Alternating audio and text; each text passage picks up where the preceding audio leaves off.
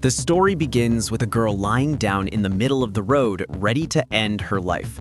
After a while, a car approaches. The moment she sees the car coming toward her, fear of a painful death makes her change her mind. She quickly gets up and moves to the side of the road. The driver doesn't stop to help her. He simply ignores her and keeps driving as if he hadn't seen anything at all. This girl's name is Lisa, and her life is far from okay. Today happens to be her daughter's birthday, but sadly, her daughter is no longer alive. That's why Lisa feels shattered and lonely. Then we see the same car that ignored Lisa earlier suddenly stop. The driver regrets his action, reverses back, and comes to her. Inside the car is a man named Adam. He rolls down the window and asks, "Are you okay?" Lisa replies, "Yes, I'm fine, nothing happened to me."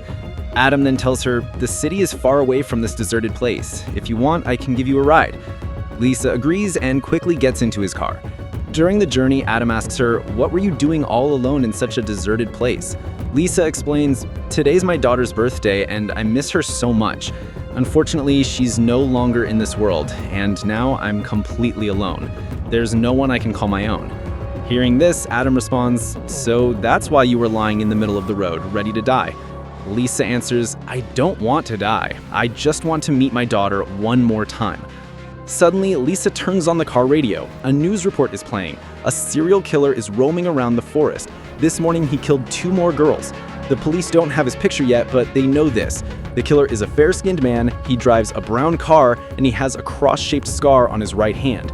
Hearing this, Lisa's heart sinks because the description perfectly matches Adam. She notices the cross mark on his hand and fear grips her. Before she can do anything to save herself, Adam suddenly slams the brakes. Lisa's head crashes against the dashboard and she passes out. When Lisa wakes up, she finds herself locked inside a strange bunker with solid iron walls all around. Terrified, she screams for help, but no one comes. She realizes she's wearing a strange suit and a watch on her wrist. She desperately tries to remove the watch, but it's too strong. No matter how hard she tries, it won't come off. Exhausted and hopeless, she breaks down and cries. Then, suddenly, the chamber door opens. Lisa sees a tunnel beyond it, and at the end of the tunnel, light. She realizes this might be her only way out. Overjoyed, she crawls into the tunnel, but the moment she enters, the chamber door behind her slams shut. Her breath catches. Now she's trapped in an even more dangerous place. Suddenly, the bracelet on her wrist beeps. The alarm warns her half the time has already passed, and now only 5 minutes remain. Determined, she moves forward quickly. Not far ahead, she spots a figure lying in her way. At first, it looks like a person, but when she comes closer, she realizes with horror it isn't a living person at all, but a badly burnt corpse in terrible condition. On its wrist, Lisa notices the exact same watch that she's wearing. That's when the truth hits her. This person, just like her, had once tried to escape through this tunnel, but he failed and died here, which means getting out alive might actually be impossible. Seeing this burned body shatters Lisa's last bit of hope, but somehow she forces herself to stay strong. Pushing the corpse aside, she crawls forward again. When she looks at her watch, she sees there are only 2 minutes left. Panic surges through her veins. She speeds up, crawling faster than ever before, but suddenly her way is blocked. Heavy iron bars drop down in front of her, cutting off the path. At the same time, from the tunnel walls, countless heating pipes begin to slide out, releasing scorching heat into the chamber. Her heart pounds in terror. She realizes what's about to happen. Soon, this entire place will turn into a fiery furnace, and she'll end up just like that burned corpse. She has no idea what to do until, behind her, a small section of the wall suddenly opens. Without wasting a second, Lisa crawls backward and squeezes herself inside. Immediately, a glass door seals the section shut. And then it happens. The timer on her watch hits 0. Flames burst out of the pipes like fountains of fire, engulfing the entire tunnel in blazing heat. Within seconds, the whole place is swallowed by flames. But Lisa's chamber remains fully secure.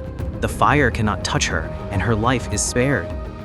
After some time, the pipes retract back into the walls, and the flames die out. Finally, the door of the chamber opens again, giving Lisa a chance to move forward.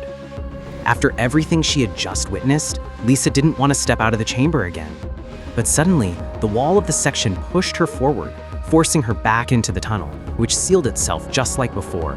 The moment Lisa came out, her watch reset again. Another 11-minute timer began ticking.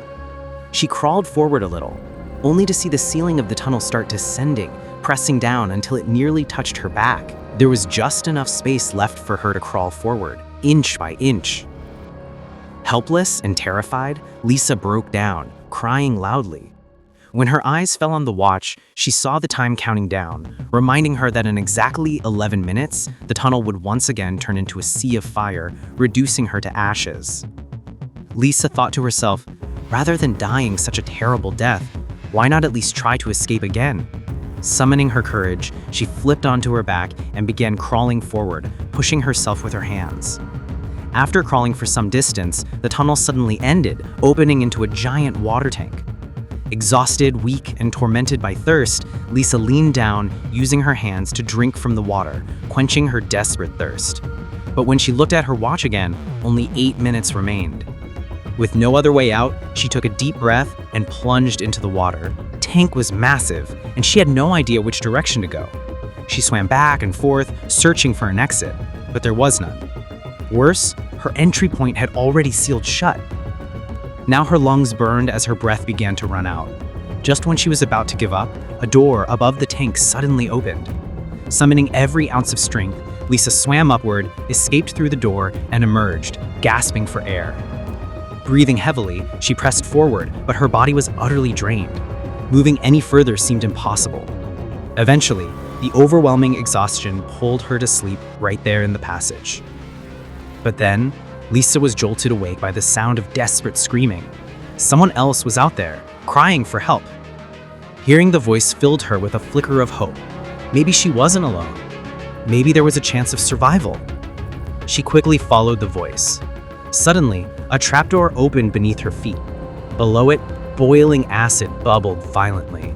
Lisa barely managed to pull herself back in time, saving herself from a gruesome fall.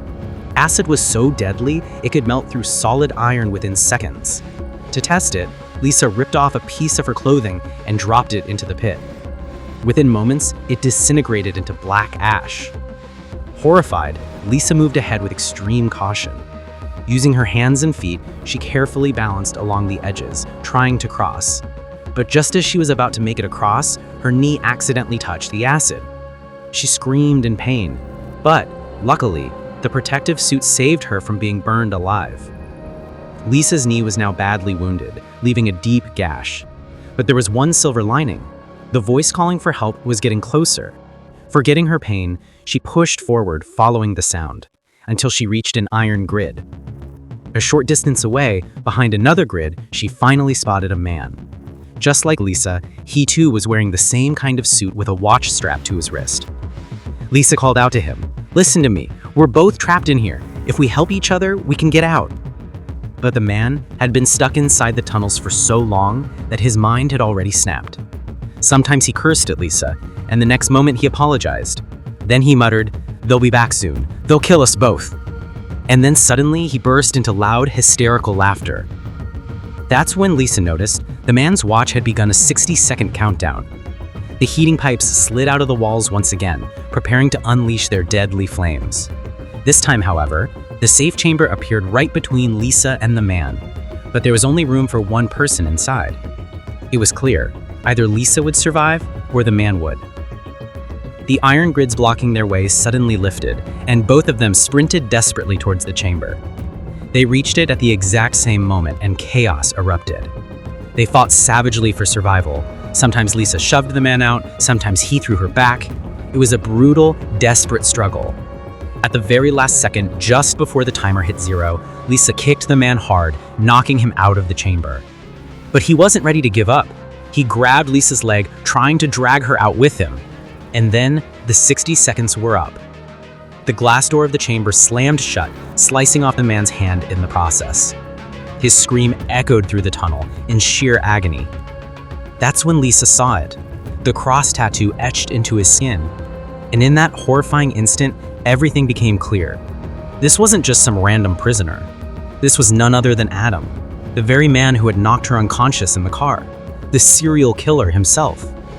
That's the end of part 1. If you want to see what happens next, drop a comment saying next part. Don't forget to hit the like button and subscribe to our channel for part 2.